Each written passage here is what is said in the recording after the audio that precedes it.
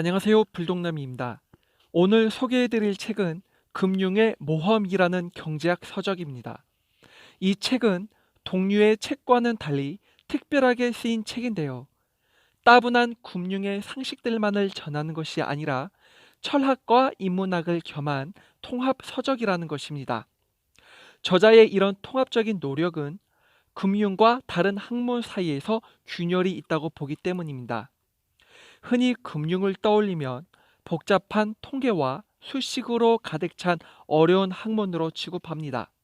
하지만 금융이야말로 인문학이 될 수도 있고 철학이 될 수도 있다는 거죠. 왜 그러한지 책의 내용을 통해 설명하도록 하겠습니다.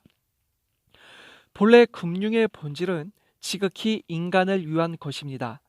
인간을 위하는 것이기에 인문학적이며 철학적이라고도 표현할 수 있는 거겠죠. 그런데 아쉽게도 금융에 대한 인식이 대중에게는 좋지 않습니다.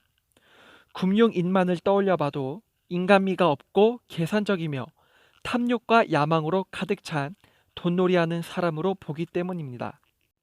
TV를 보더라도 그렇고 실제 뉴스에 나오는 사건 사고만 보아도 금융에 대한 이미지는 좋지 않게 고착되어 버렸죠.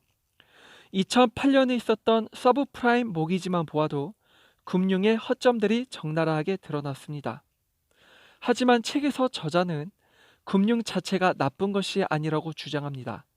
금융은 지극히 인간을 위한 것이지만 다만 금융에 발을 담그는 사람들 중에서는 탐욕과 야망으로 점철된 사람들이 대체적으로 있다는 거죠.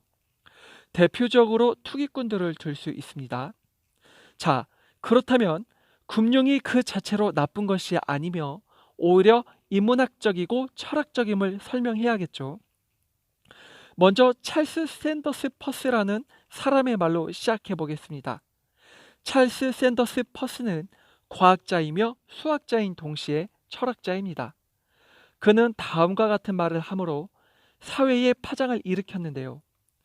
우리는 모두 보험회사다라고 했었죠. 우리가 보험회사라니 당시의 사람들은 분노했죠. 타인의 위험을 가지고 먹고 사는 보험회사를 자신들과 견주어 말하니 화가 난 것이죠. 이러한 언급을 했던 찰스 샌더스 퍼스는 학계에서 인정을 받지 못한 채 기나긴 시간을 무명으로 지내야만 했습니다. 그런데 우리는 찰스 샌더스 퍼스의 말을 피상적으로만 들어서는 안 됩니다. 피상적으로만 들으면 분노할 수밖에 없는 자기 해석 상태에 빠지게 되죠. 찰스 샌더스 퍼스가 진정 하고자 했던 말은 우리가 사는 세상은 우연으로 가득 차 있고 한 치 앞도 내다볼 수 없는 불확실의 세계에 살고 있기에 보험이라는 도구를 사용하고 있다는 말입니다. 좀 더 구체적으로 설명하자면 예측할 수 없는 미래에 대비하고 대처하려는 모습이 바로 인간의 모습이라는 거죠. 그래서 찰스 샌더스 퍼스는 앞으로 살아가는 시간 속에서 우연과 불확실을 인정하는 것이 모든 것의 출발점이라고 강조합니다.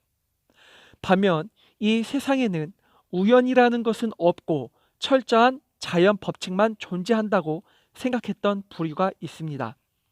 대표적으로 피에르 시몽 라플라스라는 인물이 있는데요. 그는 어디에나 법칙이 작동하고 있으며 우연이란 없다라고 말을 했었죠. 오직 법칙만이 세상을 지배한다는 의미입니다. 또 다른 대표적인 인물을 언급해 볼까 합니다. 바로 프랜시스 콜턴입니다. 프랜시스 콜턴은 퀸컨크스라는 정규 분포를 발견했던 사람인데요. 퀸컨크스라는 정규 분포는 여러분들이 한 번씩은 보았을 겁니다. 이미의 실험에서 발견한 점들을 찍었을 때 한 곳으로 분포된 종 모형의 곡선이 바로 퀸컨크스입니다. 이런 퀸컨크스의 발견은 안타깝게도 프랜시스 콜턴으로 하여금 막대한 영향을 미치게 하는데요. 그는 결국 다음과 같은 결론을 내리게 됩니다. 내용인즉 이전에는 우연이라고 보았던 것들이 알고 보니 환상이라는 겁니다. 자연은 엄밀히 어떤 무언가의 철칙을 따른다는 결론을 내린 것이죠. 이러한 결론을 바탕으로 한 단계 나아가 프랜시스 콜턴은 인간의 유전자 역시도 어떤 법칙에 의해 우월하게 만들 수 있다는 커다란 착각에 빠지게 됩니다. 우월한 유전자를 얻기 위해 열등하다고 여겨지는 인간들을 제거해야 한다는 것이죠. 이게 바로 프랜시스 콜턴이 창시한 우생학입니다. 결국 인간이란 불확실을 인정해야 하는 존재입니다. 그렇지 않으면 프랜시스 콜턴과 같이 엉뚱한 짓을 하게 될 수 있다는 거죠. 이제 찰스 샌더스 퍼시의 말을 여기서 한 번 더 되새겨보죠. 우리 모두는 모두 보험회사다라는 말은 불확실성을 수긍하라는 말입니다. 그리고 동시에 그 속에서 해결책을 찾아내라는 거죠. 그게 바로 보험이라는 것입니다. 하나의 예를 들어보겠습니다. 바다라는 곳은 하나의 길로서 많은 재화들의 교통이 이루어지는 곳입니다. 이를 위해서 커다란 배가 운행을 하는데요. 하지만 해상 운항에는 기상의 영향으로 배가 파손되는 리스크도 존재합니다. 지금이야 보험이라는 것이 있기에 설령 피해를 입었다 하더라도 값을 치를 수 있습니다. 하지만 옛날 시대는 어땠을까요? 배가 침몰했다면 신의 노여움을 산 것이라 생각해 그 노여움을 풀고자 엉뚱한 사람에게 책임을 물었죠. 즉, 책임의 대가로 사람을 죽이는 마녀 사냥을 한 것입니다. 정말 끔찍한 일이죠. 그런데 보험은 이 같은 마녀 사냥의 광기를 잠재우게 만들었습니다. 해상 운항의 리스크 말고도 다른 예를 들어볼까요?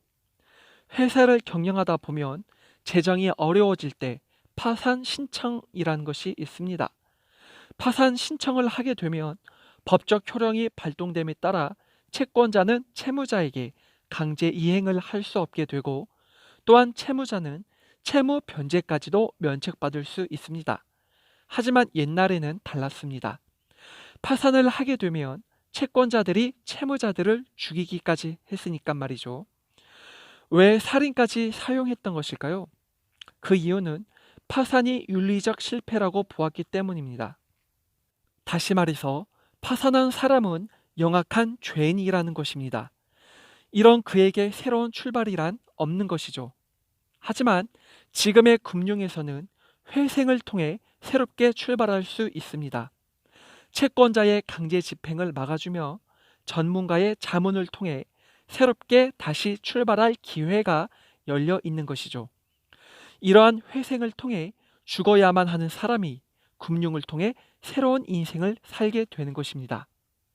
이같이 금융이란 그 자체로 나쁜 것이 아닙니다. 금융이 주는 기능들은 그 자체로 나쁜 것이 아니라 인간을 위한 것입니다. 위험한 리스크 앞에서도 분산이라는 기능을 통해 위험을 덜어주기도 하며, 혼자서 해결할 수 없는 일들을 레버리지를 통해서 많은 것들을 해내게 하죠. 그렇기에 금융은 인문학적이며 철학적인 것이죠.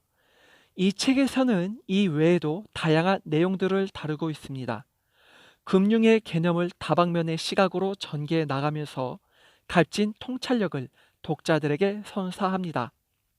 자, 이렇게 하여서 금융의 모험이라는 책을 지금까지 리뷰해 보았는데요. 혹여나 금융을 안 좋게 보신 분이 있다면 이번 기회에 또 다른 생각을 해보셨으면 합니다. 지금까지 시청해 주셔서 감사합니다.